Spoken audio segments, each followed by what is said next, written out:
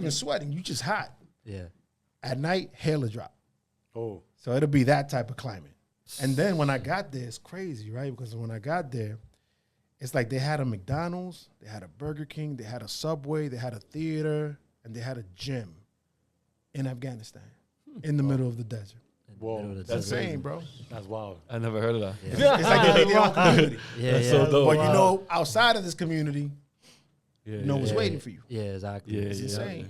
Woo, that's crazy, son. Hey, listen, man. So it's just and then, like you said, you didn't know the benefits of well, you know what? Even one before that, Yeah. Like, what was the craziest thing you experienced in Afghanistan? So, you ever seen like the a movie movie situation? You never seen the movie? A couple of things I'm gonna tell you. You ever seen the movie Mission Impossible 3? I think it is, where that sandstorm comes out of nowhere. Yeah. They got that fucking Bro, that shit is real. Seriously? Yeah. Like that shit is real. That shit happened out of nowhere, and I'm like, what the fuck is going on? Like that shit creeped me out. Like I can't see you like Oh, wow. 5 feet away. wow. Is that That's how bad it gets, and then it'll go away. That happened over there. The other thing is I was learning how to drive a manual shift gear. Okay. As I was learning, a bomb dropped. Oh. And when the bomb dropped, you know how they say, like, you know, you see it before you hear it? Mm-hmm. That shit is real. Like, it happened, and like my instructor, my boy, my guy, we was in the car together. We looked at it, and then like maybe like 3-4 seconds later, we felt the impact and we heard it.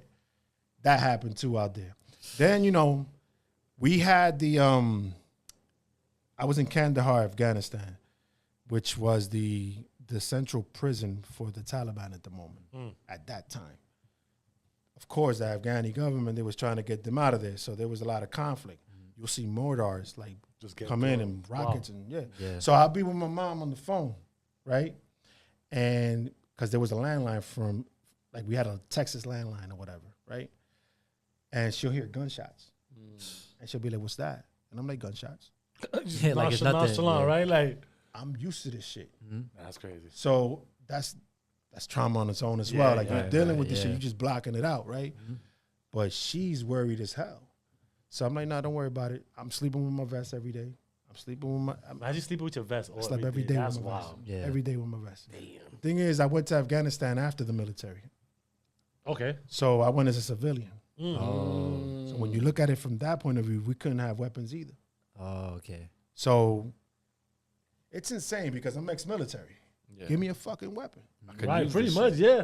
right? Now, what's crazy is, and this is a side story, the Afghani people, man, cool, right? The people that were there with us, they had a whole flea market out there with guns for sale, fucking DVDs, everything. They had a whole season of fucking Friends and shit. Like everything like for $2. So then you have scorpions, you have snakes, you have all this shit. And I'm like, where the fuck why am I here? Word. Like, why did you the fuck visit am I there? here? Why did you visit there? I'm curious now. Nah, the money. So it's crazy because Was like a business type? yeah, I went with a private contractor. Boy was out there. Black Heart. It's like Yeah, you was on some Something you like was on that, some something down like low that. military shit? it was something like that. Stop There's playing. plenty of that out here. It was but we I were know that's civilian. crazy, but you don't know. You want to be down? But you know somebody that actually does that, bro? Like, Yeah, I knew somebody. You know what's you crazy? somebody- I don't. It's the fuck, like, He yeah, blew- he- doing the he- black ops type he shit. Like, blew, he blew his foot off. It was not on some black ops shit though. No, Just no, clear no. there. It was not on some no, black I ops was just saying like, Although we was already trained for shit like that, Yeah. but I did the same thing I did in the military out there as a civilian, which is fuel supply. Oh, okay. Okay. So the thing is, it was 12-hour shifts every day. So, and you getting paid like six figures. good money. Yeah. You're getting paid way more than the military. So when you create that conflict between the military and civilian, I'm a civilian. I'm not even military. But the military don't even want to protect you because you're making X amount of money. Yeah. Way more than them. And the good thing is I could have exited at any time. Okay. Oh, that's good. But I took, I lasted a bit over there. Yeah. I got some money out of it. But like even being a civilian, right? Isn't that kind of like playing the middle? Because now you You like the black sheep. yeah. Well, no, not necessarily. Okay. Shit went down over there. They had bunkers and shit like that. When shit hit the fan, everybody had each other's back. I'll say that. And we couldn't carry weapons right? Because if they caught us with a weapon over there as a civilian, they'll charge you here. Oh. But everybody had a weapon out there. I could imagine. I would You're hope not it. gonna have me out there with no weapon, man. Yeah. I could And then the way they carry shit, just You carry and I'm carrying. Uh-huh. word. Exactly. That's yeah. scary. Yeah. No, ain't no questions. Yeah. Sheesh. But even like you said before, like that you went into the military with trauma to fulfill trauma. How did you blanket all that to make yourself comfortable within the trauma? It's crazy because so I'll put it to you like this, right? Because, and I'm speaking after the fact, right? Way after the fact. So when you think about therapy, right? And I'm going to therapy now. It's like you're opening up that curtain Yeah. that you try to ignore for years, decades, right?